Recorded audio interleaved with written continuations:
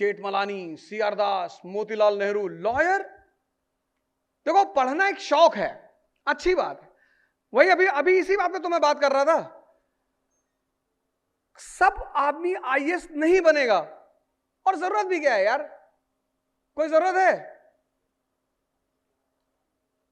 लेकिन एक बात मैं कहूंगा कि एक बार, चूंकि इस देश में ह्यूमैनिटीज पढ़ाई नहीं जाती, 10th के बाद, 10th तक तुमको वैसे ही कह दिया गया था कि अरे ह्यूमैनिटीज की कोई जरूरत नहीं, साइंस हिस्ट्री पढ़ के कोई राजा नहीं हुआ।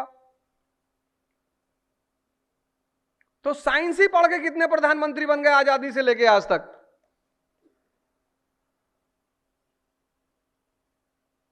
तो एक बार ये मेरा व्यक्तिगत मानना है कि एक बार व्यक्ति को इसकी तैयारी करनी चाहिए। तो जब तुम इसकी तैयारी करोगे तो इकोनॉमी का पर्सपेक्टिव, अप्लाइड, थ्योरेटिकल तो है ही है, अप्लाइड, कि यूपी बिहार यही के लोग सबसे ज्यादा मजदूर क्यों हैं, पंजाब के क्यों नहीं है? तुम नागालैंड चले आओ, वहां भी तुमको यूपी बिहार का मजदूर मिलेगा। तुम केरला चले आओ, वहां भी तुमको यूपी बिहार का मजदूर मिलेगा। तुम श्रीनगर चले आओ, श्रीनगर छोड़ो, जो लास्ट पॉइंट है पुलवामा वगैरह, वहां चले आओ, तुमको वहां भी यूपी बिहार का मजदूर मिलेगा। तो ये क्यों है? अब तुम दिल्ली से जब जम्मू की तरफ जाते हो, वैष्णो देवी, तो जितने भी स्टेशन है सब इंडस्ट्रियलाइज्ड है, सोनीपत, पानीपत, फगवाड़ा, लुधियाना, जालंधर, सब। तो वहां का आदमी जो है वो 3 महीना कृषि में काम करता है, बाकी 9 महीना फैक्ट्री में काम करता है। और पंजाब में तो वैसे भी आधा पैसा कनाडा से आता है। लेकिन जब तुम दिल्ली से बंगाल की तरफ जाते हो, कितने स्टेशन इंडस्ट्रियलाइज्ड हैं? और एग्रीकल्चर गिव्स पीरियोडिकल एम्प्लॉयमेंट, साल में मैक्सिमम एम्प्लॉयमेंट 4 महीने की देती है वो, बाकी 8 महीना। ये होता है अप्लाइड नॉलेज, अप्लाइड। तो तुम एक काम करो, अपना शौक पूरा कर लो। शौक एक अलग चीज है, और इंटरेस्ट होना, जैसे तुम्हारा इंटरेस्ट है कि तुम्हें अच्छा लगता है लॉयर में, तुम यार जेठमलानी बन जाओ इस देश में। जेठमलानी मतलब लॉयर का मतलब जानते हो? कौन सा डिपार्टमेंट है जो लॉयर के आगे गुड मॉर्निंग नहीं कहता?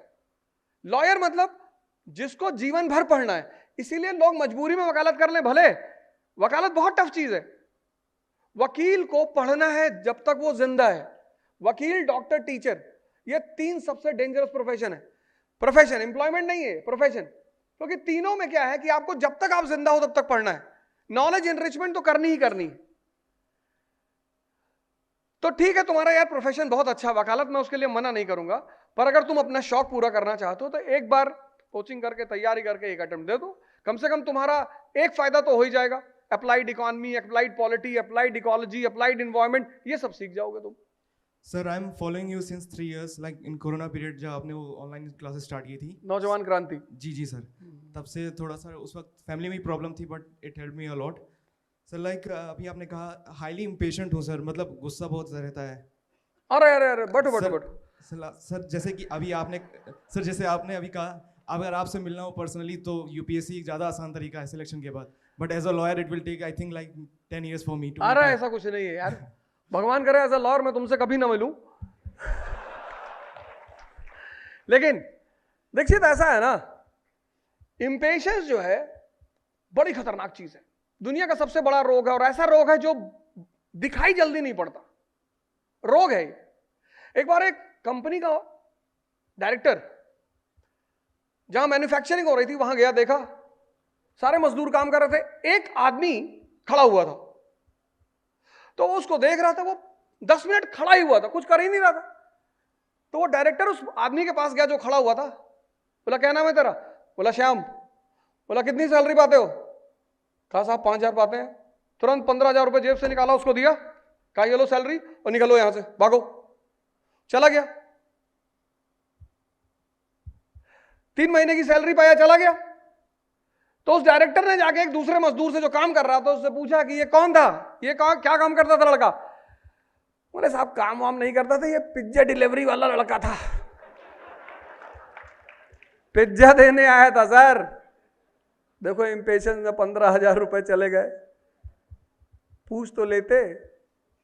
क्रोध, इंपेशेंस। अब तुम 10 मिनट से देख रहे थे एक आदमी खड़ा है और गुस्से में तुम चले गए। तुमने ये भी नहीं पूछा कि तुम हो कौन, तुम इस कंपनी में क्या काम करते हो। तो दुर्योधन सिंड्रोम जो है वो बहुत गंदा सिंड्रोम है। क्रोध, हमको देखो कितना ट्रोल करते, कितना गाली देते। ये अभी कल परसों तो एक वीडियो मेरी वो चला रहे थे औरंगजेब वाली। एक मेरे दोस्त बचपन के फोन आया, तू औरंगजेब वो काहे इतना तारीफ कर। तो अरे हम कहें चाचा हम जेएल मेहता से पढ़े हैं और तुम व्हाट्सएप यूनिवर्सिटी से पढ़े हो।